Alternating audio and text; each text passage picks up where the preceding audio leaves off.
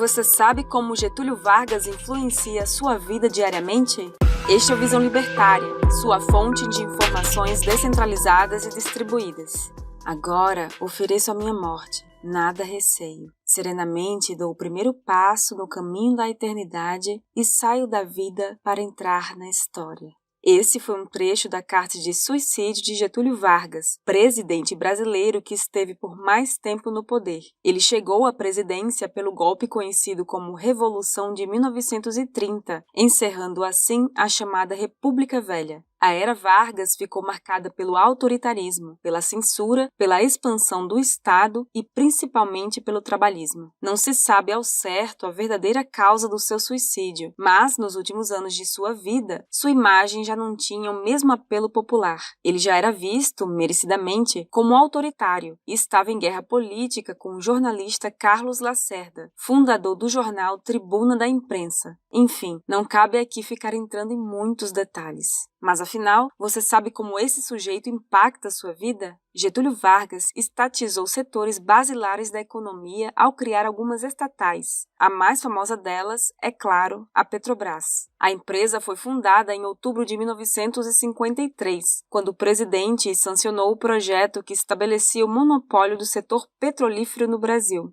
Apoiada no famoso slogan "O petróleo é nosso", a campanha para estatizar o petróleo vinha ganhando força desde 1948. Em dezembro de 1951, Vargas enviou o projeto de criação da Petrobras ao Congresso. Originalmente, o projeto não previa o monopólio estatal do setor. Seria criada uma empresa de economia mista sob controle do governo federal e não teria restrições quanto à atuação de empresas privadas no setor, inclusive estrangeiras. Não demorou muito para que membros do Estado brasileiro enxergassem a oportunidade de engordar a máquina pública ainda mais. Se hoje você paga mensalmente uma fortuna no combustível, você deve culpar o senhor Eusébio Rocha, do PTB. Na época, ele apresentou um substitutivo que estabelecia o monopólio estatal, e assim surgiu a Petrobras que a gente conhece. Uma empresa com péssima gestão que oferece um produto ruim e caro, típico de uma estatal. Na década de 70, o então presidente Geisel ainda criou um sistema de concessões, e em 1997 foi aberto o mercado de refino do petróleo. No entanto, não foi suficiente para criar um ambiente verdadeiramente competitivo e, no fim, não mudou muita coisa. Além das estatais, o trabalhismo também é uma herança muito negativa de Getúlio. Antes da era Vargas, o Estado já vinha intervindo nas relações entre patrão e funcionário no Brasil. No ano de 1907, foi instituída uma lei que regularizava a sindicalização de todas as profissões. Já em 1912, foi constituída a Confederação Brasileira do Trabalho. Ela foi uma liga de operários que reivindicava uma série de pseudo-direitos para essa classe. Eram exigidos o descanso semanal, a jornada de 8 horas e também a construção de casas para operários. Além disso, pediam a indenização para acidentes de trabalho, contratos coletivos ao invés de contratos individuais e até mesmo a fixação de salário mínimo. Se antes de Getúlio já havia consideráveis interferências no mercado de trabalho, depois dele a bota do Estado ficou insuportável. Em 1930, logo quando Vargas tomou o poder, ele fundou o Ministério do Trabalho, Indústria e Comércio. Em 1934, tornaram-se constitucionais o salário mínimo, a jornada de trabalho de 8 horas diárias e as férias remuneradas. Depois, em 1943, Getúlio assinou um decreto que sancionava a consolidação das leis do trabalho, conhecida como CLT. Esse documento reunia e unificava todas as leis trabalhistas que já existiam no Brasil para intervir nas relações voluntárias de trabalho. É evidente que todas essas regulações são contraproducentes. Não é necessário fazer um raciocínio muito complexo para refutar todo esse fascismo trabalhista. É impossível criar um salário mínimo sem desempregar milhares de indivíduos e gerar danos catastróficos à economia.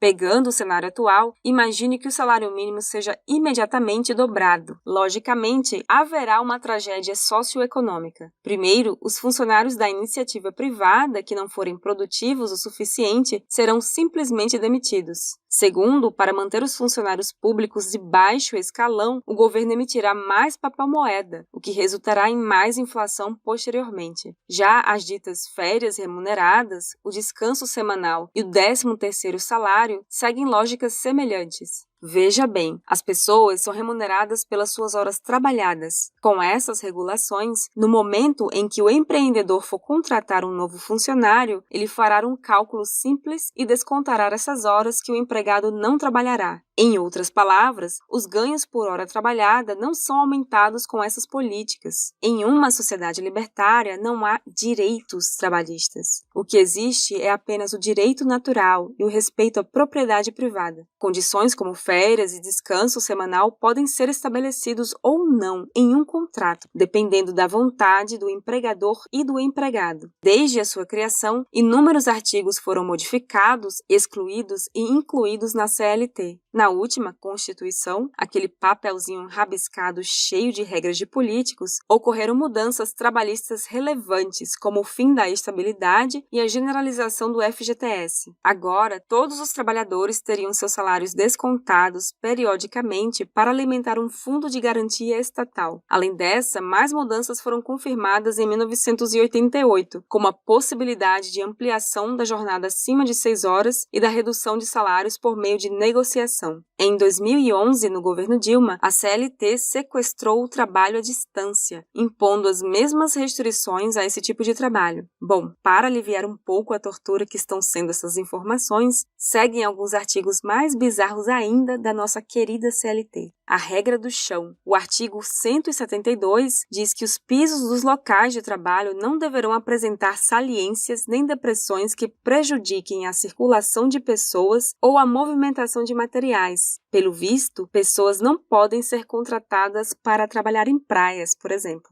A regra do descanso do músico. O artigo 232 diz que é de 6 horas a duração de trabalho dos músicos em teatro. Toda vez que o trabalho contínuo em espetáculo ultrapassar de 6 horas, é imposto que o tempo de duração excedente será pago com um acréscimo de 25% sobre o salário da hora normal. Parece que, segundo os parasitas do Estado, quanto mais cansado estiver o músico, melhor lhe tocará. Mesmo com todas essas esquizofrenias estatais e autoritárias, ainda há quem diga que esse papel protege o trabalhador.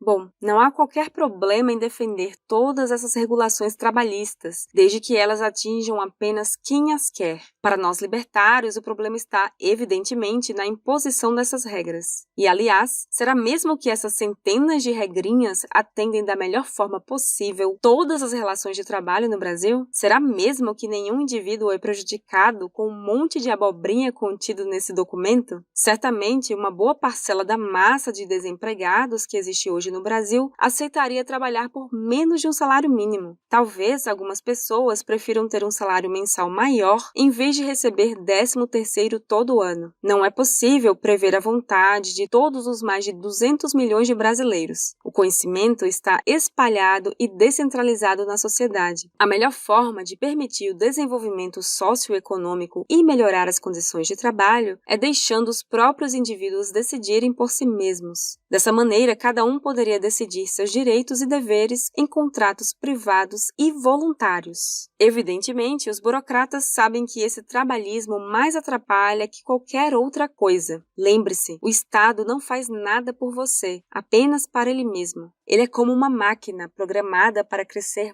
mais e mais. Durante muito tempo, o trabalhismo foi uma medida populista muito eficaz para ganhar votos. Assim, políticos como Getúlio e Lula ganharam toda a sua massa fanática de apoiadores. Criaram para si uma imagem de paz dos pobres. Era uma jogada de marketing genial, porém muito danosa. A notícia boa é que a CLT já não tem mais a mesma força de antes. Por muito tempo, ficou na mentalidade do brasileiro a necessidade quase que fisiológica de trabalhar trabalhar com a carteira assinada. Felizmente, nos últimos anos está ocorrendo uma transição nas formas de trabalho. Grande parte da população percebeu os entraves que estão contidos na CLT, e isso está incomodando muita gente, principalmente os socialistas. A elite intelectual da esquerda chama esse fenômeno pejorativamente de uberização. Já existem muitos artigos e notícias envolvendo esse tema. Basta pesquisar pelo termo uberização em uma plataforma de busca, como DuckDuckGo ou Google, por exemplo, que você certamente encontrará alguns deles.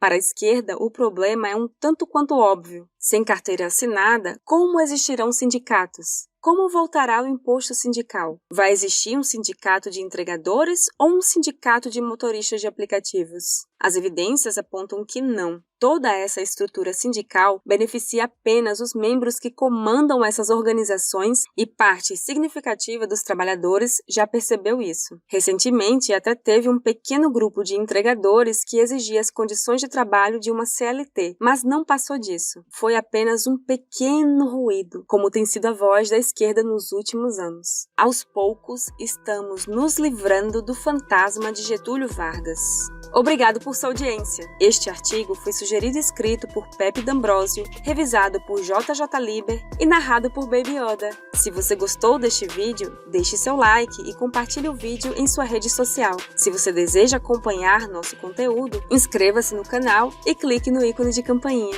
Até a próxima!